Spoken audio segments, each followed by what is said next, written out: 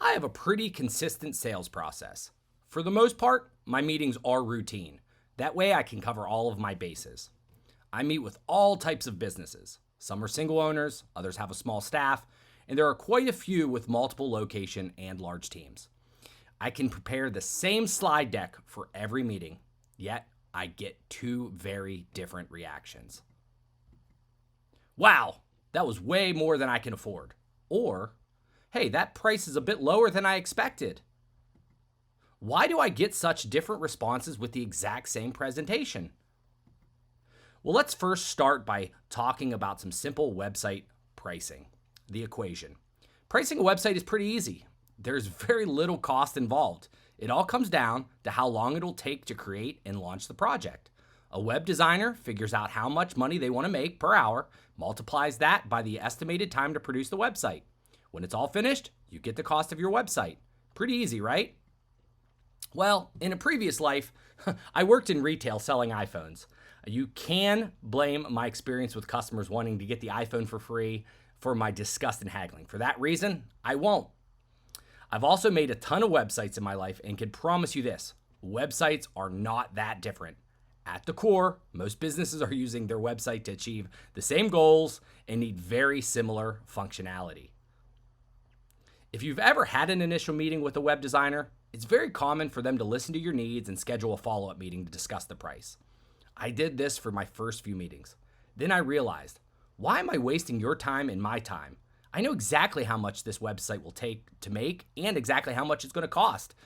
Wouldn't it be easier if I just gave you the price and timelines now? All I needed to do was some simple math. So, how long does it take? How much do I charge? Let's take a deep dive into the whole web design process. You may actually think that a web designer does it all, but that's actually just a specialized position in the entire website building process. Let me actually introduce you to my entire team. The web designer. Much like the name implies, a web designer gets to do all the fun layouts and design. Web designers don't really need to know code, although most have a basic knowledge. Web designers are often glorified graphic designers, but their canvas is a website instead of print. Now, web developers make the websites work. They can code every little line and focus on making everything functional. Developers often know specific languages for building websites. Content is king. It doesn't matter how cool your website looks or what it does. Without quality content, it serves no purpose. Content is not just your text. It's videos, imagery, digital downloads. All of that is part of the content creator's job. Knowing exactly what pages to create, what functionality the website needs, and how you'll attract your visitors usually comes down to a project manager or the person doing the planning and the research. This can be a salesperson selling the website or just a person who handles all the customer inquiries. When you think of a web designer, you're actually thinking of these specializations. And that's me generalizing these roles. It can become even more niche, but that's another day and another presentation.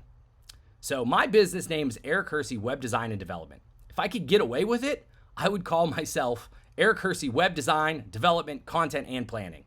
In large companies, each job has a department. In my company, I handle it all. So, is bigger better? Wouldn't you want to have a large web design team? Well, the great thing about big agencies are they do have specialists. You have designers that only focus on design, developers that know their code, managers that focus strictly on meeting deadlines. They can focus on tasks and streamline the entire process. Yes, ideally, web design firms should deliver a better product in a shorter turnaround, but there are some things to consider. Specialists come with a premium. They might also need an office. They all probably need a different computer and software. It's also probably pretty important for them to meet regularly, discuss the project. If the designer is on vacation, the developer sometimes needs to wait for their portion. Did we mention that the manager just had a phone call with the client and they wanted to add some new features? Let's not forget we are paying for several salaries also. I went through a course in time management and they had me list out all the tasks that I do on a monthly basis. Part of that exercise had me looking up the salary for these positions. I was able to find the low and the high for these major positions. By doing some quick math, the salary for these 4 specialists is over $152,000 per year. Let's hope they hammer out a lot of websites. Even the newest trend of remote working, there are still many firms that have physical spaces. With these spaces come expenses: electricity, internet, phone lines, a receptionist, security. Things tend to add up. And even though you can create a website with very little tools and technology, most of your employees need computers. They may even need Adobe. Something as simple as Adobe stock can run you several $1,000s per year for multiple users. Web design teams love meetings. Meetings are important. Without getting together, it's difficult for the right hand to know what the left hand is doing. But just speaking from experience, web design teams really love meetings and meetings and meetings. So I'm not saying websites are 100% linear. You can work on different parts at the same time, but web design is typically done in the same order. You meet with a client, you understand the goals, research and plan, create the content, give the content to the designer, then the designer hands to the developer and puts it all together. You forget a step or make a change, you better schedule a meeting to discuss. So how much does it cost for a design agency to make your website? Well, it's the same equation, but that hourly rate seems a little scarier. Let's hope the time to produce is significantly reduced to make sure the price makes sense. I recently did break down the price of a website in a recent blog. To simplify, around $500 a year or $10,000 is the going rate. Through my research, you'll find freelancers that will build your site from about $500 to several thousand. Most agencies or small web design firms won't go under $3,000. Firms with physical locations and employees are going to ask for about $10,000 or more. This, of course, is not actually talking about functionality or how many pages are being created. Just recently, I talked to a client that had a 3-page web made for $1,500. We also talked to a client that had 50 pages for $5,000. So ultimately, it was $500 per page, or it was $100 per page. After seeing those prices, you don't want to talk to a web design firm. I'm there with you, especially if you're a local business. It's tough to see how you can get a return on investment for $10,000. Now $500, that sounds about right. Freelancers, to say it best, though, are inconsistent. If you find a freelancer, you have to do your research. Check with previous clients, look at their portfolio, ask lots of questions. Freelancers can be a diamond in the rough, and you can get great value. Or they can take your money and maybe you'll never see them or finished product. Freelancers are usually specialists in their own right. Be sure when you're asking them questions to find out what their process is. If they never talk about content or being found on search, it's likely they know how to make a pretty design, but they don't understand the whole process. So we get to the question, am I expensive or am I cheap? Well, I certainly tell you I'll never get a cheap website from me. Affordable, on the other hand. I'm very open and can say I've never priced a website based on how much money I think a company had. My attorneys pay the same price as my seamstresses. I've created a streamlined process that makes it very easy for me to predict how long it will take to make a website. I've picked my lane and I decided I would offer 3 plans. Anything less would not be a win for me. Anything more would not be a win for the customer, meaning it would probably take too long. I won't work with someone unless I think it's a clear win-win. So I tout that I offer agency websites for freelance prices. I constantly battle that they're getting an inferior website because of the price. You are actually getting a more efficiently designed website. WordPress websites power nearly half of all websites on the internet. There is a huge community of developers, which allows a small company like mine to make websites more efficiently. Instead of creating a website from scratch and only making 1 to 2 a year, I can use their platform and do several a month. Instead of focusing on creating a site from scratch, I spend my time on content because this is what matters. And I use my design development skills to customize the design to fit the client's brand. And I promise you, no customer has ever been horrified that you're using a pre-made design. It actually sounds cool to have a custom design, but in all actuality, there are very few benefits. Most custom designs are actually carbon copies of previously made websites with several tweaks.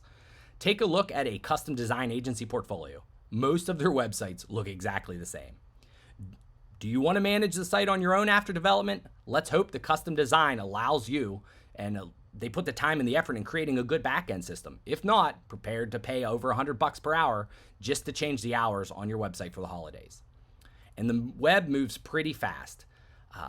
Major changes happen all the time. Custom sites can break just because a browser decides to render the page differently. WordPress sites tend to be easier. So the framework and the setup of a website is usually the same. Most websites need the same functionality. This is predictable. Depending on a client's goals, you might need to make 7 pages or 100 pages. It would make no sense to charge the same amount since writing more pages takes more time. The planning stage is crucial to determine how many pages you need and how they should be laid out. If I'm more expensive than a freelancer and don't have the team of specialists, why do people work with me? I'm very transparent with that. You know what I offer. I will make you a website for $2,000. I won't make you a website for $500. I won't make you a website for $10,000. You get to own your domain. You choose where you want to host the website. You can manage your website without paying me each month. I will manage your website if you want to pay me each month. You won't find a freelancer with a better process. I'm buttoned up. If you want to kill 2 hours, ask me exactly what I do when I onboard a client. Communication is key for any website. I have tons of meetings, but they all take place with the designer, developer, content creator in my head. Great news, you're only paying one salary. Plus, if you ask the project manager a question about the designer, you get an immediate response.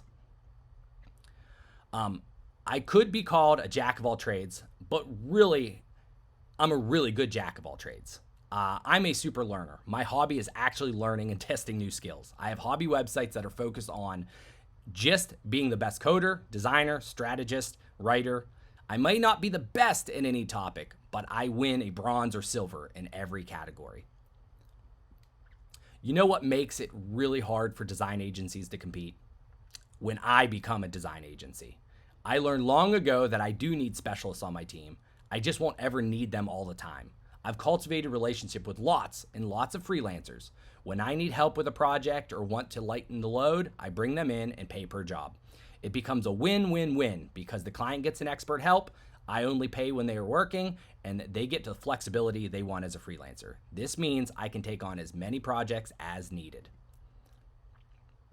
So, I'm often called the most expensive freelancer or the most affordable web design agencies. The reason freelancers are expensive is because you trade off the process and reputation for cost. The reason web design agencies are expensive is because you pay a premium for specialists and structure. The reason Eric Hersey web design is affordable is because I focus on efficiency. I've created a process that gives you the same trusted experience you would expect from a design agency, but with a lightweight flexibility or freelancer. And that's why you can call me, Eric Hersey, Web Design, Development, Content, and Planning, LLC.